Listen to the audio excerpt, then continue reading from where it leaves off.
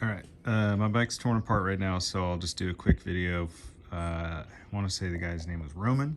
Had a question about how I mounted my Kraus gauge pod so high.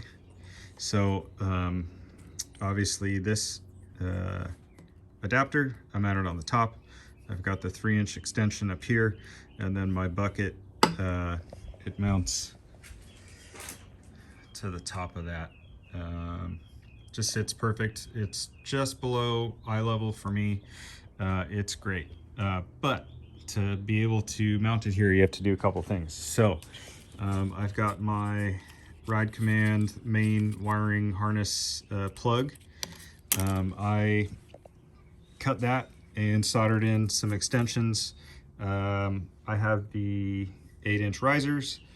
The stock risers are 2 inches, so I added about 8 inches of wire, I would say. Initially I made it too long, so I probably did about double that. It was way too long. If you have one of these bikes, you already know how much of a mess the wiring can be. So I went back in, I removed a bunch of the wiring. I want to say it's about 8 or 10 inches extension, and it bolts up perfectly. So this goes in here.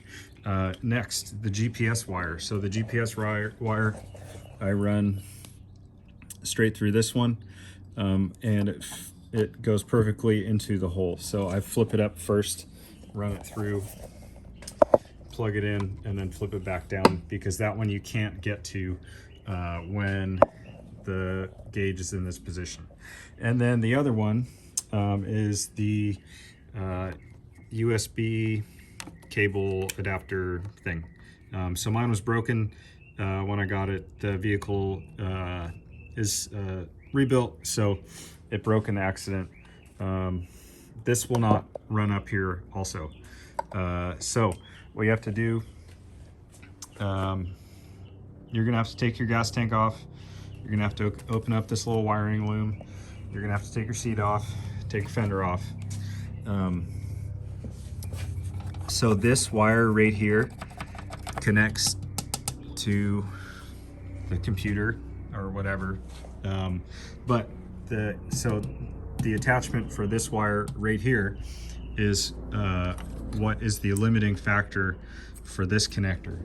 So when it connects, it runs underneath the battery all the way along the bottom, and then back up, and then runs in through the frame with the rest of the wires.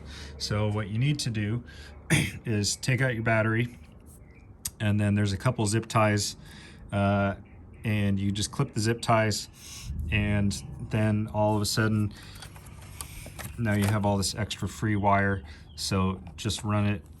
You don't even, I mean, really you don't need to take out that much, but you gotta unclip it, and then you gotta undo this thing, and then you can pull slack through, so that way this one is long enough.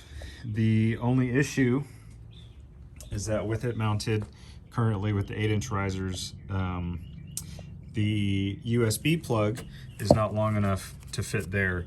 So you have to remove the USB plug from its natural habitat, and then I'm still trying to figure out a good place to run it, but I don't really use it.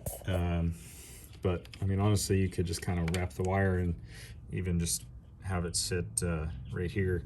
If you need to use it, it'll be blocked by the tank, and I don't know, just a thought. I had it running in between my risers here, and it was sticking out, and it doesn't work that great for my quad lock, which is what I was trying to use it for. But this fairing I got has an adapter, so that's not a non-issue. But I hope this helps.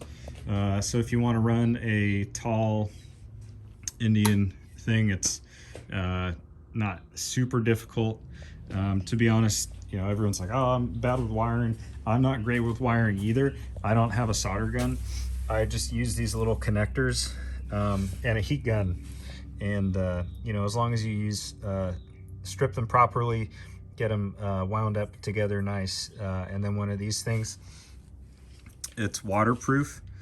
The the solder melts in the middle, and then it it waterproofs all the connections, and it's super easy to do. So if you have any questions, let me know.